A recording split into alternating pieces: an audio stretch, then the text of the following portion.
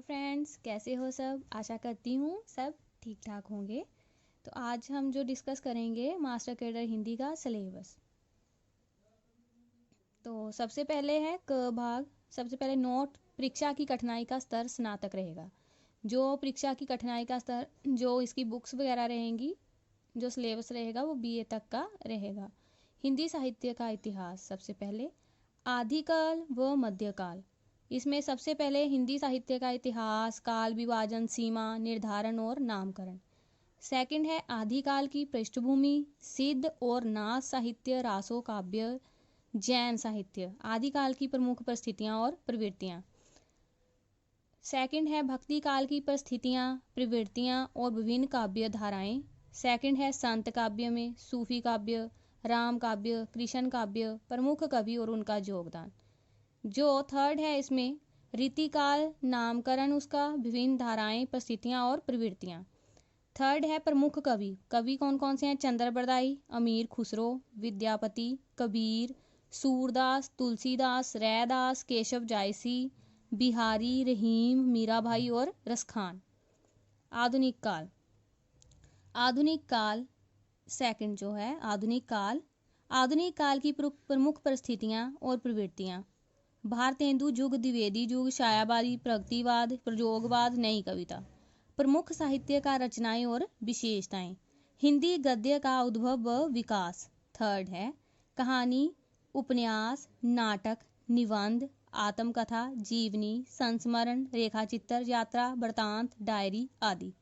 प्रमुख कवि भारतेंदु हरिश्चंद्र, महावीर प्रसाद द्विवेदी, अयोध्या सिंह उपाध्याय, हरिओद, जयशंकर प्रसाद, महादेवी वर्मा, मैथिली शरण गुप्त, सूर्यकांत त्रिपाठी निराला, सुमित्रानंदन पंत, सुभद्रा कुमारी चौहान, हरिवंश राय। बचन रामधारी सिंह दिनकर। प्रमुख कहानीकार हैं जयशंकर प्रसाद, मुंशी प्रेमचंद, जैनेन्द्र कुमार, मनु भंडारी, कृष्णा, सोबती, सुदर्शन, कमलेश्वर, जशपाल। प्रमुख निबंधकार रामचंद्र शुक्ल, राम वृक्ष, बेनीपुरी, बाबू मलवराय, हजारी प्रसाद द्विवेदी, महादेवी वर्मा, मुक्तिबोध, हरिशंकर प्रसाद और परसाई। नेक्स्ट है प्रमुख नाटककार। देखिए भारतेंदु हरिश्चंद्र, जयशंकर प्रसाद, मोहन राकेश, जगदीश चंद्र, विष्णु प्रभाकर, उपेंद्र नाथ अश्क। समीक्षा सिद्धांत।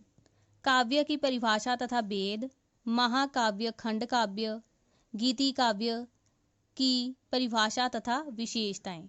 गद्य विधाएं इसमें है निबंध, संस्मरण, जीवनी तथा आत्मकथा के स्वरूप एवं तत्वों की सामान्य परिचय।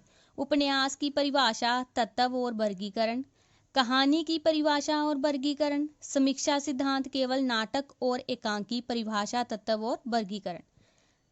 इसके बाद आएगा व्याकरण। व्याकरण में क्या क्या आएगा? भाषा, अरिलिपि, वर्ण विचार, शब्द विचार, पद विचार, वाक्य विचार। व्यवहारिक व्याकरण है वाहवाचक संज्ञा निर्माण, विशेषण निर्माण, विपरीतार्थक शब्द, समानार्थक शब्द, समरूपी भिन्नार्थक शब्द, वाक्यांशों के लिए एक शब्द, अनेकार्थ शब्द। देवनागरी लिपि, उद्भव और विकास, दोष का सुधार एवं दोष सुधार के लिए किए गए प्रयास। देवनागरी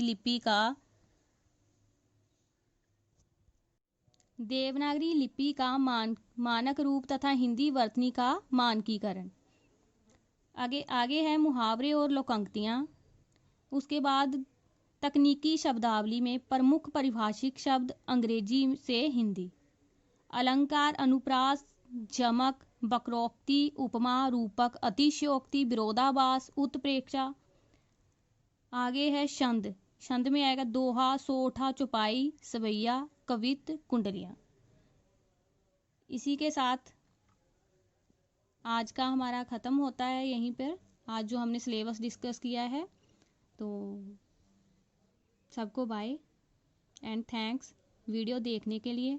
और लास्ट में अगर आपको ये वीडियो पसंद आई हो तो आप इसे शेयर, लाइक और सब्सक्राइब जरूर करना। Thank you very much.